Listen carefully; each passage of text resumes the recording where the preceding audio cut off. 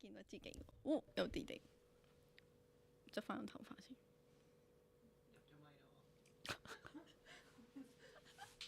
大家好，入咗咪啦？哦，第一次啊！我咁我唔可以望自己。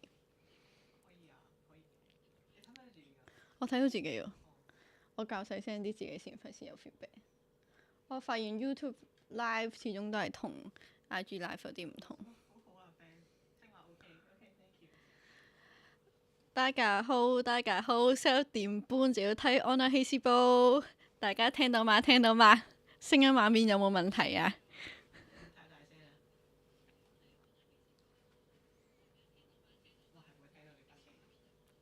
佢哋有冇背景音樂播住㗎？我純粹覺得播住好似好 feel 啲啫。係。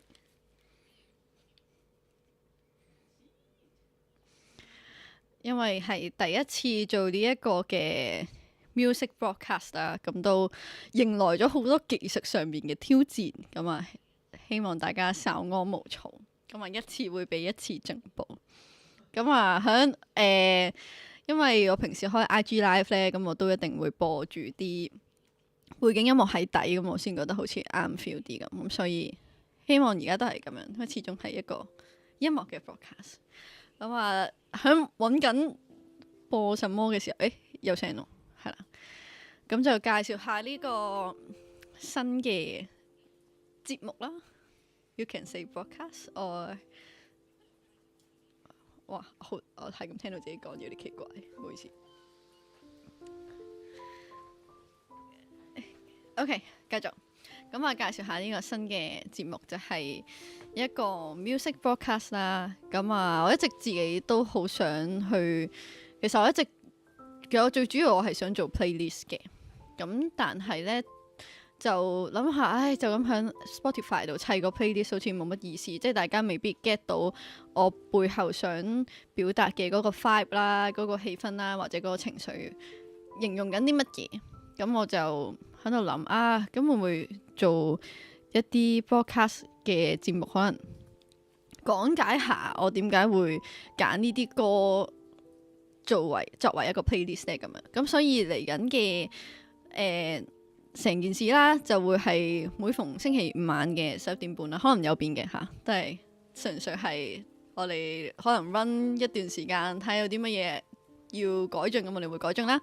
咁另外就係啦，咁就回歸翻個主題，就係我每一次嘅 broadcast 啦，或者可以話 YouTube Live 啦，你哋中意點叫都冇乜所謂，可能清談節目啊，深夜電台乜都好啦，就會係圍繞一個主題，咁我就會根據呢個主題咧去分享一啲音樂俾大家聽，就係我會喺呢一個情況下會揀聽啲咩歌呢？咁樣，咁同時間都係會想係一個比較 interactive 嘅一個節目啦，咁所以 that's why 我先會做 live 咁樣，咁大家都可以去寫低自己會揀啲咩歌呢？喺嗰個狀況下咁樣，就係咁啦。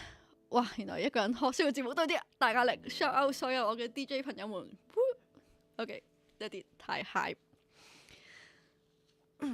大家嘅聲畫面係有 OK 嘅嗬。Dems， 哇，點解會有38個人睇嘅？其實我諗住今次係test run 一次，然後 save 低。Anyway， 咁既然有人睇，咁我就會盡力做好咯。係啦，咁今日呢一個嘅題目咧，我一嚟就揀個最 deep 最 dark 嘅，都唔係話最 dark 嘅，最深入 deep talk 嘅一個 topic 啦。其實我有諗好多嘅，即係想做呢件事，應該係半年前我開始想做啦。咁就度好多唔同類型嘅，本身就係可能有啲比較輕鬆啲，例如沖涼嘅時候聽咩歌啊，或者揸車嘅時候聽咩歌啊，塞車嘅時候聽咩歌啊，或者俾人放飛機嘅時候聽咩歌啊，落雨嘅時候聽咩歌啊，臨瞓嘅時候聽咩歌，唔舒服嘅時候聽咩歌，類似係呢啲。但係我諗我最初頭開始有呢一個叫做 concept playlist 係咯，一啲比較 concept 啲，然後去做一個 playlist 嘅 idea 咧，就應該係我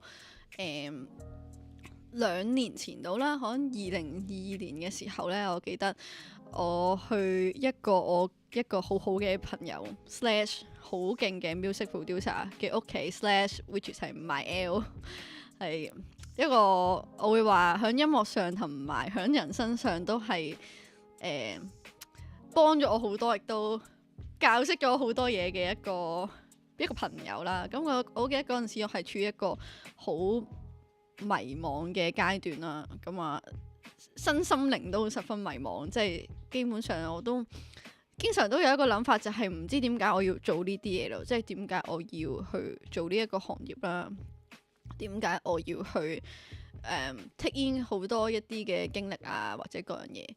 咁我就記得其實因為嗰陣時咧嘅記憶咧嘅得翻嘅碎片有少少，即係有啲碎過頭。咁點解會 end up 去到個 topic 就係話 OK， 你離開呢個世界之前，你倒數咁樣聽3首歌，會聽邊3首歌？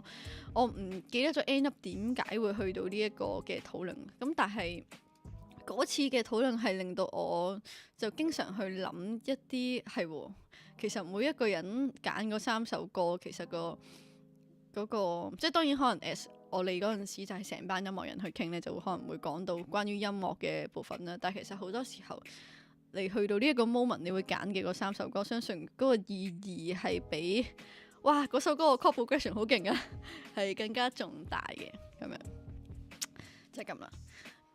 哇咁啊，OK， 大家都係在線嘅，繼續，咁我繼續啦。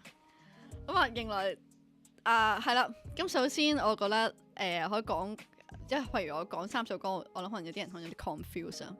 咁就會係即係你嘅最後一個，你嘅 last breath 之前倒數聽3首歌，咁就係第3、第2、第一首。咁第一首咧完咗，咁就真係完結噶啦。咁就係你嘅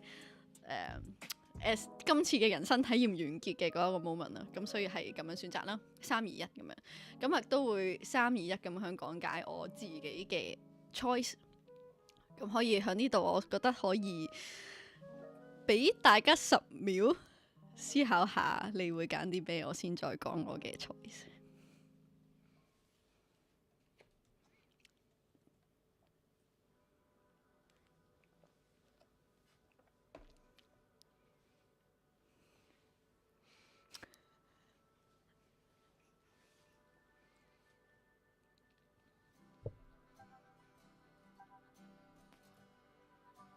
呢個時候放 I Can't Be You 好 emo。OK， 相信已經多過10秒啦。我諗呢一個題目呢，其實要喺10秒內去諗呢，都有啲難度嘅。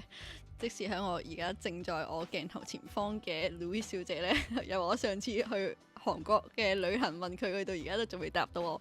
咁所以我希望大家可能今日聽完呢一個 podcast 之後，可以喺留言度話俾我聽你嘅選擇係乜嘢啦，或者你可以 share 喺 IG story 分享你嘅選擇，再聽翻我啊，各樣嘢都得嘅。我都係其實都係多啲互動啦，即係我自己都想聽多啲你哋介紹嘅歌啦，聽多啲音樂啦，同埋聽多啲你哋嘅故事。咁就 OK， 開始我嘅故事啦，有少少緊張。咁第3、2、1，咁我就由第3首歌開始。我其實開呢個 podcast 之前呢，我有諗過。因為其實我2年前已經有我嘅答案啦，我有諗過第3首歌好唔好轉嘅，咁但係我去到真係今日坐低嘅呢一個 moment，我覺得我應該都係會 keep 翻我2年前嘅選擇咯，而嗰首歌呢，就會係 G-Dragon 嘅 Dead Digits， 咁我哋而家可以一齊聽咗先。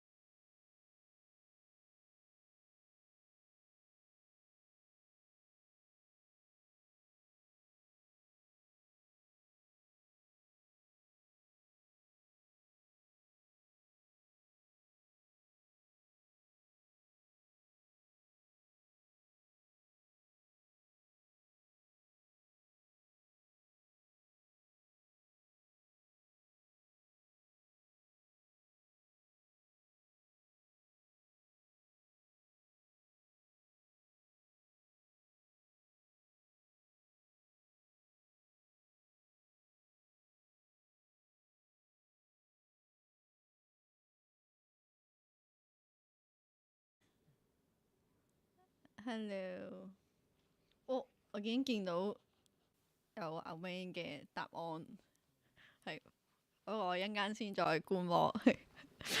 OK，咁去到講翻我嘅第3首歌《That XX Kiseki》，可唔可以咁講啊？會唔會俾人標？OK，都唔算太粗口嘅粗口。係啦，我喜歡 GD 咧，就應該係街知巷聞啦，係人都知嘅事啊。就連我去任何嗰啲人士嗰啲咩 festival 啊，或者咩介紹我都係話咩安娜希斯堡係 G-Dragon 嘅咩最強迷妹咁樣。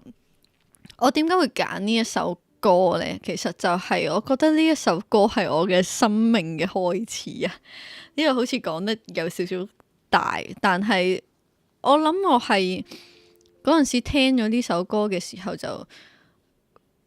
就發現哇，即係首先就係覺得點解首歌係咁好聽啦，第二就係我人生第一次有嗰種感覺，就係點解首歌可以咁好聽嘅感覺，有一種我真係好中意呢一樣嘢嘅感覺。以前可能細個睇好多其他嘢都會覺得幾好啊，幾得意啊，幾好聽，或者各樣嘢啦，即係戲幾好睇，但係你又未必特別嘅。我諗就係到我可能即係小5呢個年齡開始，個人成長有自己嘅諗法啦，咁就 eventually 聽咗呢首歌，然後就有一種真係瘋狂。即係一種瘋狂愛上咗呢一樣嘢嘅感覺，咁當然之後就係瘋狂愛上咗佢呢個人嘅所有嘢啦。咁然後亦都衍生到我覺得我今世人好似要做音樂喎咁樣。咁所以我覺得呢首歌對我嘅影響呢係真係好大嘅，大到去一個位我係覺得我有啲咩行差踏錯，我想叫 GD 可以俾翻，唔係即係講笑啫。咁所以就係啦，我覺得。as 一個回顧嚟講呢，由我嘅人生開始去做回顧，即係 which is 呢首歌係一個幾有趣嘅位。我諗我喺好多訪問大家，如果即係我相信而家會留得落嚟去聽我呢一個 podcast 嘅第一集，相信都係啲老觀眾，可以用老，大家都後生啲，但係即係相信支持我有一啲年份嘅觀眾啦。哇！竟然我都已經出到4年份，anyway 係啦。咁就大家都知道我係小5開始就因為呢首歌，所以我就想成為一個作曲作詞人啦。跟住就一個 music producer 啦。應該嗰陣時開始就呢個概念啦，因為 GD 咁就係到而家呢。雖然我嘅身份就變得有啲複雜啦，即係變得多元啦。咁但係我覺得一開始想成為嗰樣嘢，其實我覺得自己係越嚟越近嘅。即係好多人都會話你而家係咪唔中意 GD 啦？你淨係中意 DPR Christian U 咁樣。其實好老實講，我想講我唔應該將呢個轉咗做迷妹托，但係我對 Christian U / DPR Ian 嘅感情係同對 GD 係真係好唔同。GD 係我嘅啟蒙咯。Ian 係一個 as 而家即係 as 一個 independent 嘅 label 又好，一個即係一個 creative 嚟講，我會話即係喺形式上佢係令到我俾咗好大勇氣，我就係 OK， 你唔使大公司，你都可以勇於去做自己喜歡嘅創作。但係我覺得始終最核心嘅嗰個藝術上面嘅影響應該都係 GD 咯，係啊，因為即係譬如我自己，我會覺得我嚟緊希望就越嚟越似翻我一開始我自己希望嘅嗰個形式咯，就係我係一個其實唔係一個好 technical 嘅人咯，即係我雖然可能響我外界嚟講就會覺得你好似樣都識咁樣，全部都自己做，但係我會話我對於 technique嘅追求，我就係用到嘅時候我就會去學咯。但係我咪好執着 OK， 我彈琴又好勁，或者點樣唱到曉飛咁，我又唔係。我因為上次 IG Live 都有提到，就係我其實我自己係點解會做音樂，或者點解會而家去做一啲比較影像上面嘅作品，可能遲啲仲會有多啲 format 嘅唔同類型嘅內容，都係因為我有一啲 message 想表達，我有啲故事想分享，而咁啱我覺得音樂同影像係一個幾好嘅渠道，所以我去做。咁而我覺得呢樣嘢喺 GD 身上係即係係咪可唔可以話意識流啊？即係喺佢身上學習得最多，就係佢好擅長將自己嘅一啲諗法放到好大，包括大家如果可能有睇佢2017年嘅嗰個世界巡迴演唱會呢，佢其實係講緊佢自己人生，佢將佢包裝成為一個演唱會嘅 format 咯。跟住最後尾去叫做shout out 呢個詹基利嘅嗰套電影啦，咁就 as 佢都係去暗喻佢覺得自己嘅人生就係好似嗰套電影咁樣啦，即係一啲好concept 上面嘅嘢，我自己其實係最中意諗咯。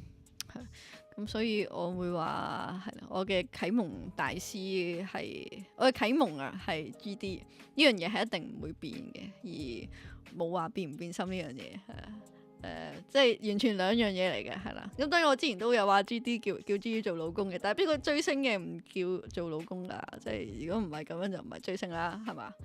定係大家唔係咁樣諗嘅？係咯。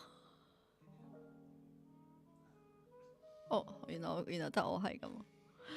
不過我冇人，其實我真係冇諗過我會中意，即係 GD 之後我仲會有呢一個程度嘅喜歡。不過 anyway 嗰個已經係 far from 呢個程度啦。但係我會可以講嘅就係呢三首歌裏面都係冇 GPR Ian 嘅。係。好啦，咁我覺得你啱哇，好大聲！係因為 room 咪。你啱講嗰套咪 Truman Show 啊？係啊係啊。係啊，冇錯。OK，咁我哋很快地我就會去到，或者你哋三個有冇諗到有咩歌會聽？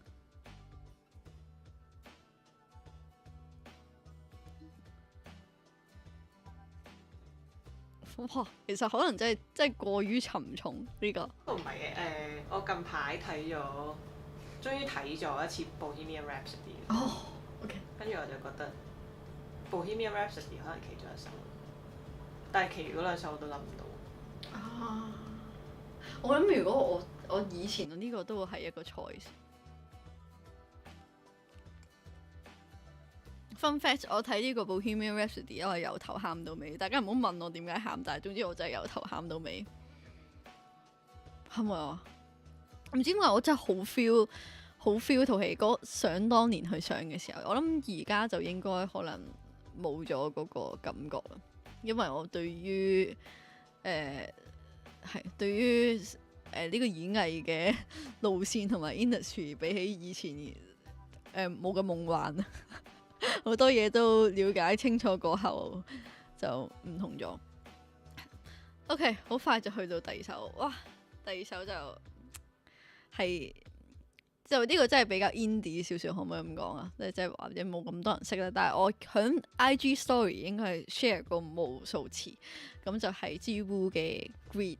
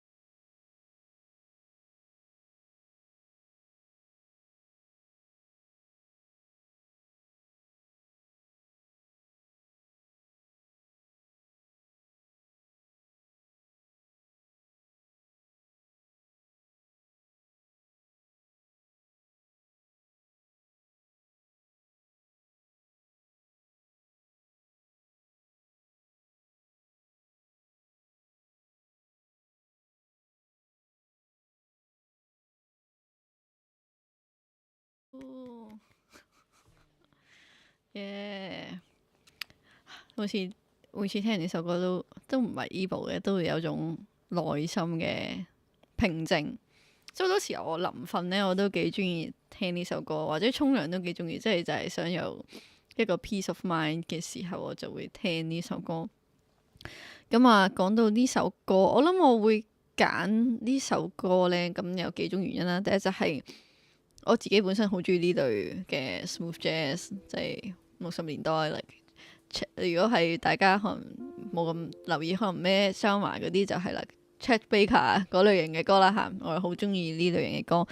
咁所以本身呢種 style 嘅歌就好帶到俾我一個舒適嘅感覺。同埋我會覺得我自己嘅能量場呢，即係我自己嘅 energy level 咧，大部分時間都係呢個 level 咯，即係我唔會話好 high energy 咁樣。咁所以好多時候我做啲類型呢一個 BPM 嘅音樂，亦都係嚟得最自然嘅，即係我唔需要去做啲咩，咁我好容易整到呢類型呢一種感覺嘅音樂。咁講到呢首歌，咁啊首先係音樂類型啦，第二就係呢首歌嗰個寓意，同埋我第一次聽呢首歌咧嘅時候，應該係一啲 random 嘅 playlist， 就應該喺凌晨時分就突然間 play 中呢首歌。咁嗰陣時，唔知就係嗰下一聽嘅時候，我就係好愛上咗呢首歌。咁我好記得嗰一日咧係聖誕節嚟嘅，係12月25號嘅凌晨，咁就播住呢首，就播咗 playlist 啦，咁就播咗呢首歌，然後就係啦，成為我人生之歌。但係嗰陣時我係冇去特登揾呢首歌究竟講啲乜嘢，就係好字面咁樣去解佢嘅意思啦。直到我亦都係差唔多，我講我22年嘅時候嘅，去到買喺屋企，然後就問你揀邊幾首歌，我就揀咗呢首。咁到嗰個時段呢，我就成日聽呢首歌，然之後呢，我就去揾知乎啦，即係 which is 個 artist 個 IG， 我就揾到一幅圖啦。咁大家都可以睇。咁佢嗰幅圖就係介紹佢嗰隻 EP 裏面每一首歌講啲乜嘢。咁就係呢首歌呢，響佢講嘅，即係佢講呢首歌講啲乜嘢呢？就係講話 which is 我係好觸動到我，就係佢話呢個世界上呢，所有嘢呢都係會變。咁曾經嘅佢呢，就嘗試去捉住一樣嘢，令到佢唔變，因為佢好需要嗰樣嘢啦。咁我諗呢個亦都係點解個歌名叫 Grit 啊。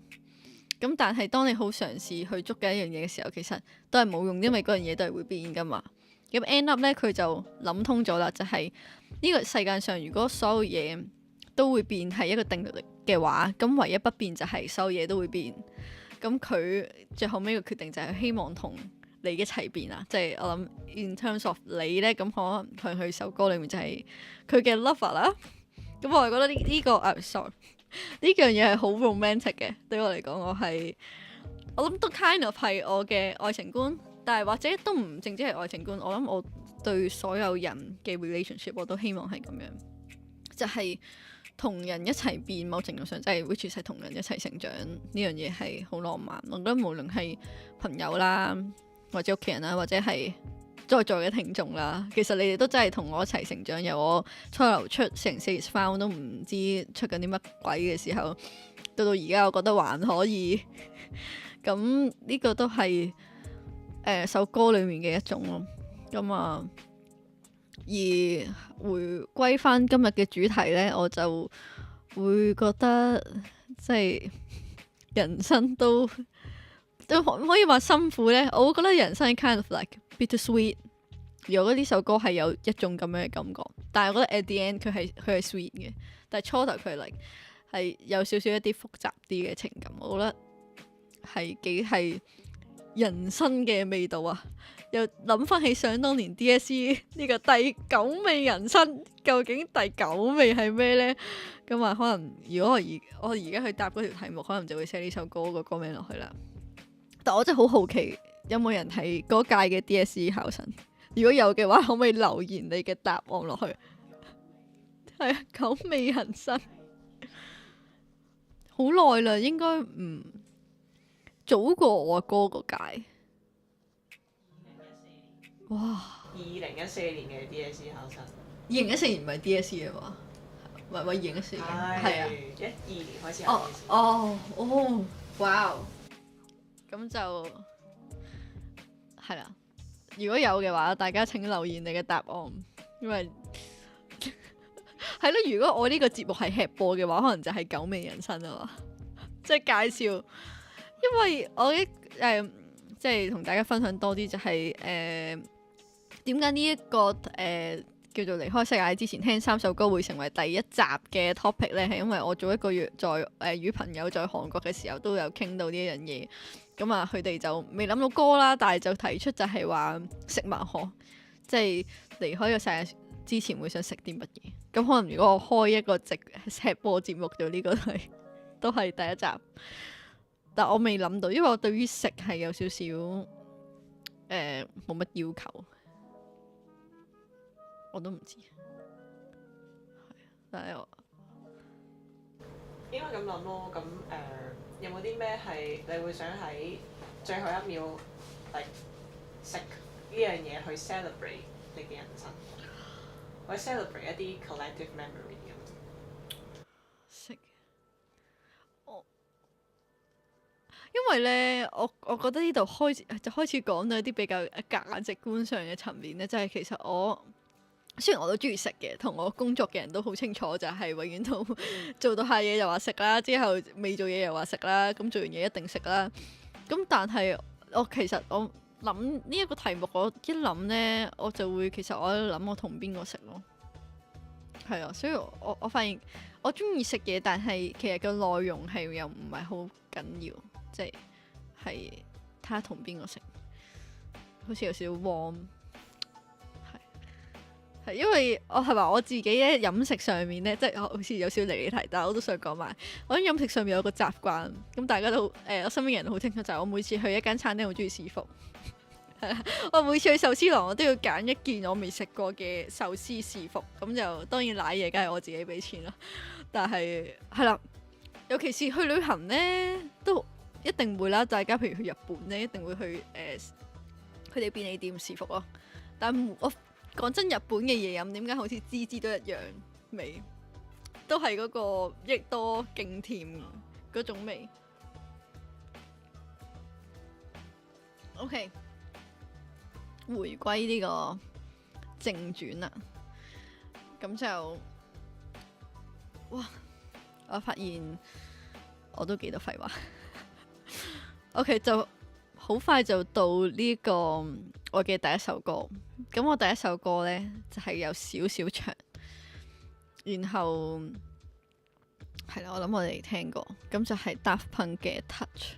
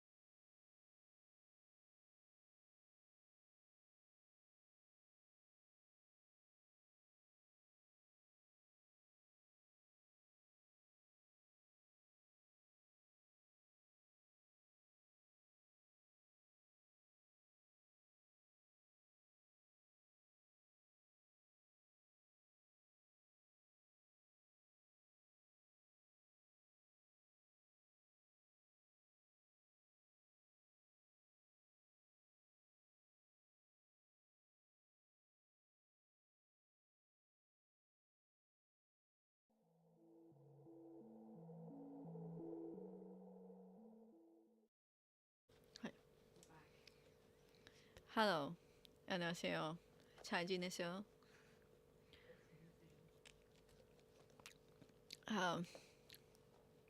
係呢首歌就成個 trip 咁。我自己我都唔知，大家聽完有咩感覺？我好奇有冇人係聽過呢首歌先啊？反而我覺得係嘛，因為我好多時候一講呢首歌就未必有咁多人去聽過呢首歌，但係Daft Punk我覺得佢都係影響我職業生涯嘅一大環啊。咁就但係我覺得暫時又唔係好未反映到出嚟住，係啊。但係遲下可能接觸多啲嘅影視作品，就可能大家會明我講啲乜嘢。咁我自己覺得我自己個 life 咧，好似呢一首歌咁。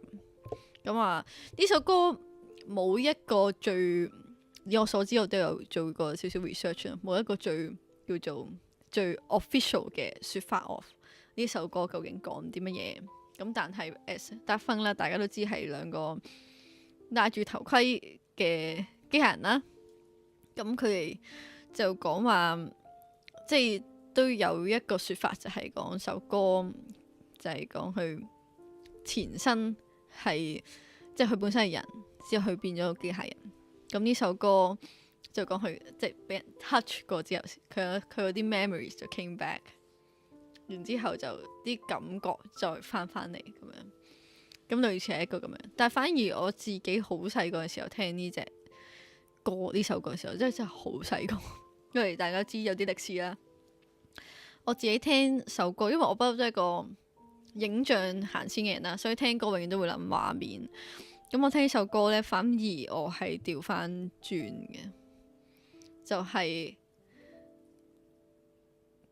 我覺得我係冇，因為佢Daft Punk佢哋嘅講法啦。咁當然尊重原創者，我覺得佢嗰個係 make sense，亦都好靚成件事，就係佢係由人變咗做機械人啊嘛。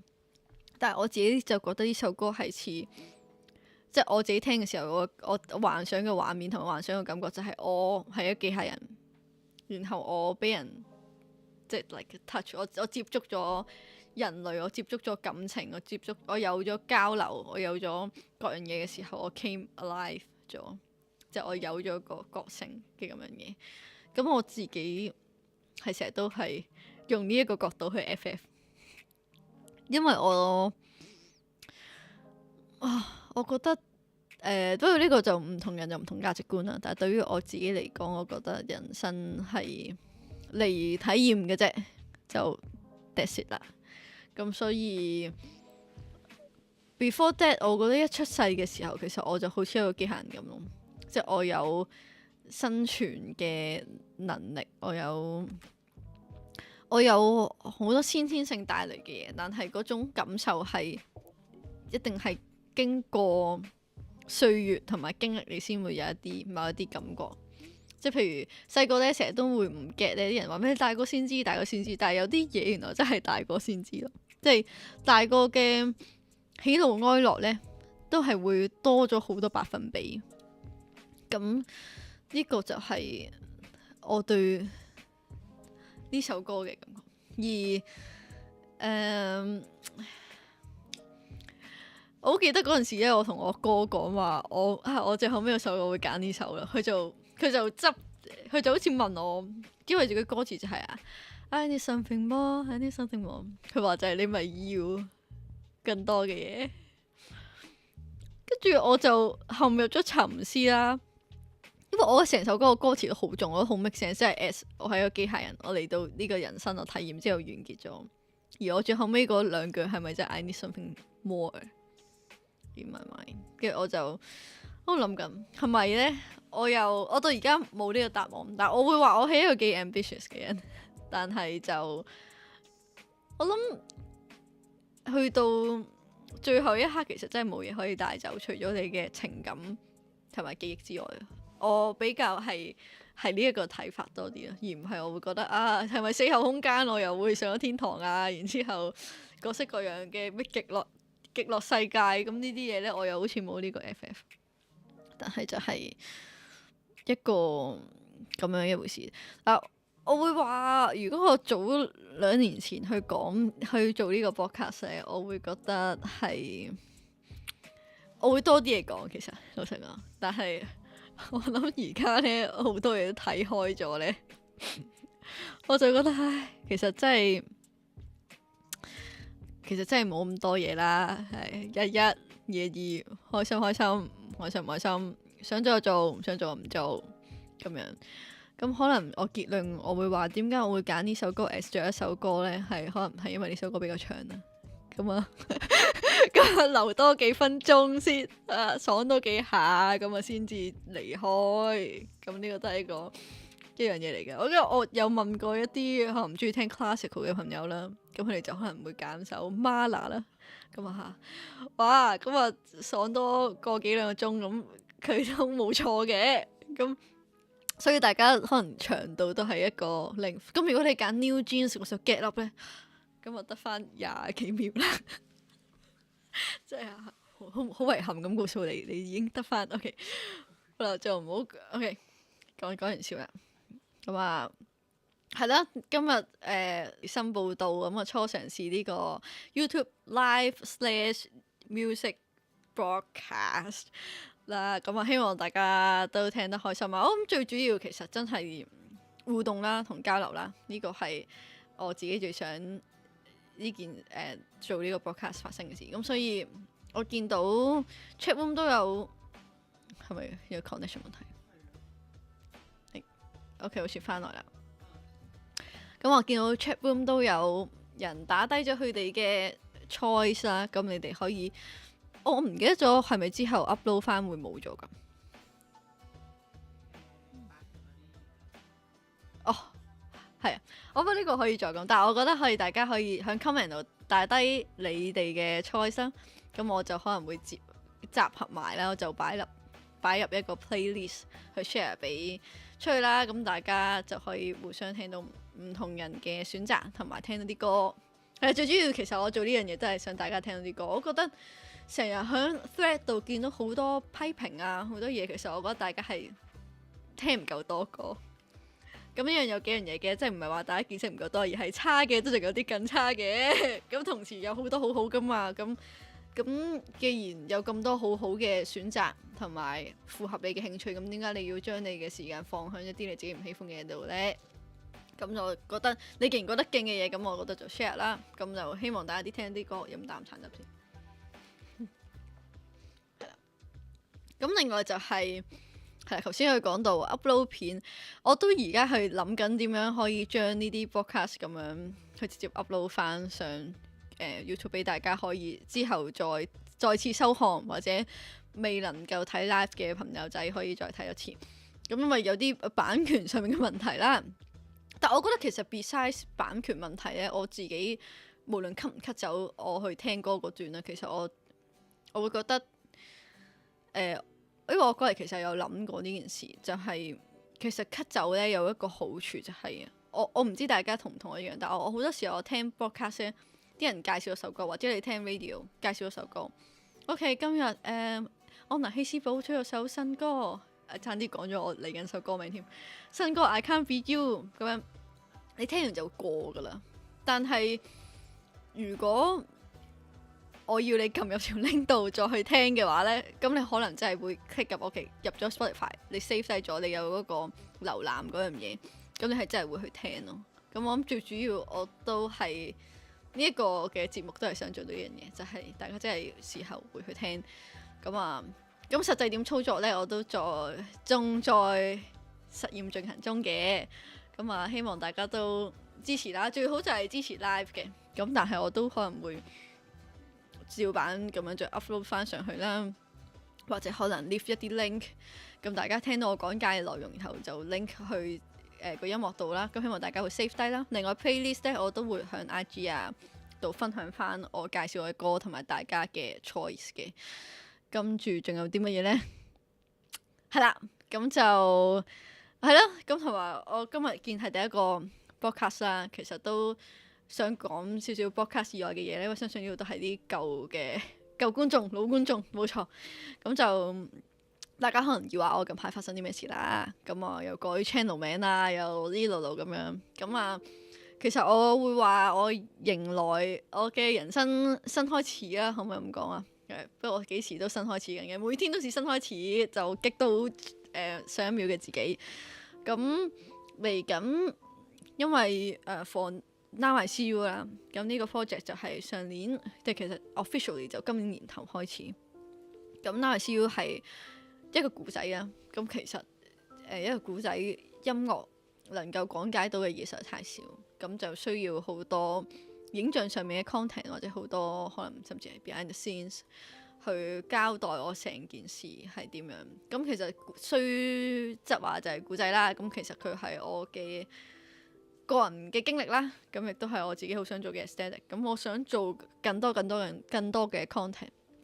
咁而as Anna Hesper 咁樣，我諗有少少限制咯。即係譬如我可能想做一啲比較真係完全唔同音樂無關嘅影像，我覺得大家會可能未必 get 到我件事，或者外人亦都唔知我做緊啲乜咁。咁可能又擴大啲，我又可能多啲 collaboration 嘅時候都比較難啲做。咁所以我就轉咗個 channel 名啦，咁就係 which 係我公司啦，我 label 啦，咁我亦都係我自己 founder 啦。咁就希望可以做多啲 content 關於 Now I See You 啦。另外就係都有各式各樣嘅朋友啦、身邊啊、團隊啊，好多人都提點我，其實係需要同觀眾多啲交流嘅。咁就故仔係正，但係都要多啲交流。咁所以我都想有多啲比較，但我真係唔係好擅長，即係譬如我知道而家係好興拍啲搞笑 reels，各式各樣咁，但係我又唔係呢個形象啦，亦都唔係呢個 aesthetic 啦。我其實我好中意睇嘅，但係我冇呢個 talent 去做啊，明嘛？即係我淨係覺得唔好花時間喺自己唔叻嘅嘢身上。咁所以我諗我會想做翻我比較擅長或者我自在嘅東西啦。咁可能就係forecast 啦，都係講音樂嘅嘢啦，分享我自己嘅一啲內心想法同經歷啊，咁一啲互動啦。最主要就係都即係你哋知道多啲關於我嘅時候，同樣我都想知道多啲關於你啦。咁呢個係我做呢個 podcast 嘅原因。咁但係當然我都會未來我都係 planning on 會揾 guest 一齊同我去分享啦。咁因為譬如好似我今日講嘅3首歌，咁其實都節目內容有限啊。咁啊，如果多幾個人同我傾偈呢，咁又會開心啲。咁可能就會不定期我會邀請一啲 guest 啦。咁大部分時間每逢星期五晚呢，就係得我係啦，同埋我的朋友們。其實佢哋在座都喺度嘅，不過懷疑有個已經瞓着咗啦。Anyway，咁就係啦，會去分享一啲歌啦。咁啊，未必係次次好似今日咁樣比較沉重少少嘅，但係大部分時間就都係比較想一啲 deep talk 啲啦。我都唔係好識嗰啲咁嘅寒暄。係啊 small talk， 我識就發咗好耐啦，仲識 OK， 唔講呢啲。另外就係 upcoming 係啦，我啱啱出咗一啲 live clips 啦，咁就係我嘅 EP launch party 啊，咁大家可以去睇翻啦。另外就我就開咗我嘅 Patreon 啦嚇，我其實我都出道咗4年咧，斷續都好多人叫我去開嘅，但係我作為一個奸商/其實係充滿善心嘅一個人呢，我就錢我梗係想揾啦。我話我唔想揾啊，我做音樂只係為興趣嘅啫，我食空氣都得㗎，我就唔會講呢啲假話嘅。你嘅安娜公主呢係要食飯嘅，即係租呢個靚地方呢都係要錢嘅。咁所以我梗係錢都想揾，但係我都要揾得其所係啦。我覺得我要 promise 到去俾一啲我真係對得住自己嘅 content 俾你先，一啦，二嚟就係要定期去 upload 啦呢樣嘢。我以前真係得一個人係冇辦法知做到呢樣嘢，咁我覺得而家就開始建立起上嚟啦。咁就覺得OK，我有信心可以 keep 住擺 content 啦，然後 keep 住有 upload，咁然後啲內容亦都唔係 hea 你嘅，同埋因為尤其是特別有咗 Now I See You 嘅時候呢，我覺得如果大家想了解多啲關於我作品，其實我啲故仔點樣連嚟連去啊，或者個背後嘅內容係點，我覺得淨係我出歌啊或者做訪問真係唔夠。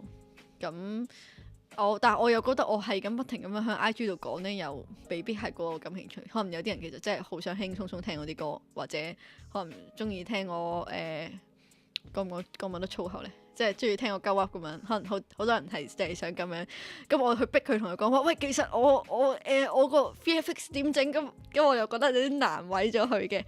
咁 that's why 我就開咗 Patreon 去俾大家去睇一啲 exclusive 嘅 content 啦。咁就有分幾個 grade 啦。咁都大家其實睇其他 artist 都係嗰啲嘢㗎啦。咁我覺得我哋就有一個比較特別少少嘅嘢嘅。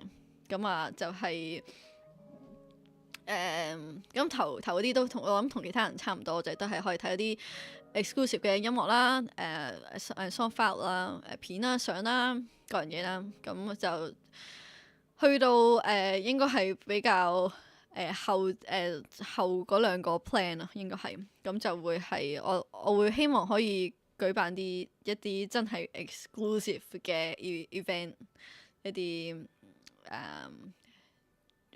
點講呢？Listening party 啦，係啦，咁但係呢個都要需要多少少人數先至能夠去搞到嘅。咁所以我嚟緊我就會好努力去跑數啦，同埋壯大自己嘅粉絲群。因為我真係好想 make it happen， 因為大家知我其實我好中意去 festival 啊，我中意去 festival， 我中意好大嘅舞台，我呢啲都好喜歡。但係如果真係 for 關於講我自己嘅作品啊，各樣嘢，我諗我都係 prefer， 即係唔係話驚街客嘅，咁但係即係 prefer 少數即係人數不多嘅人，咁我可以同大家交流多啲咁樣。咁呢啲都係我覺得係比較有趣啲嘅 sort of membership 係啦。咁同埋另外我都一直有提到嘅就係我會做自己一個人品牌啦。咁佢唔係 like fashion brand like 佢嗰啲 concept 啲，跟住就係比較 concept 為主嘅 brand。咁其實都係 link 翻我成個人嘅 aesthetic， 成個人成翻嘅 aesthetic。咁亦都係我頭先所講嘅，我有啲嘢想 through 嗰個作品去呈現嘅時候，咁有陣時係 through product 咯。咁係啦，可能subscribe 咗 Patreon 嘅 membership， 即係落啲嗰兩個 rank 嘅，就可能會得到多啲關於我 product 上面嘅優先權或者資訊啊，各樣嘢。咁其實因為我呢一個 sort of like 成 fan rebranding 都係開始咗冇耐啦。咁團隊人數有限呢，咁大家都好俾心機唔瞓咁樣去做好多嘢。如果有啲乜嘢即係可能技術上面嘅問題啊，或者可能有啲時間上面嘅落差，即係希望大家唔好介意。但係我哋真係盡心盡力為大家服務，係啦，都為自己嘅，都為自己。咁就冇問題啊！我都講得幾好啊！我欣賞下自己先，大家可唔可以俾啲掌聲我？我覺得第一次 live 嚟講，真係算係咁。因為我知道自己咬字又唔係咁好嘅，有好多啲。係嘛 ？OK， 我會俾心機噶啦。係啦，下個星期同樣地方同樣時間11點半見。Peace out。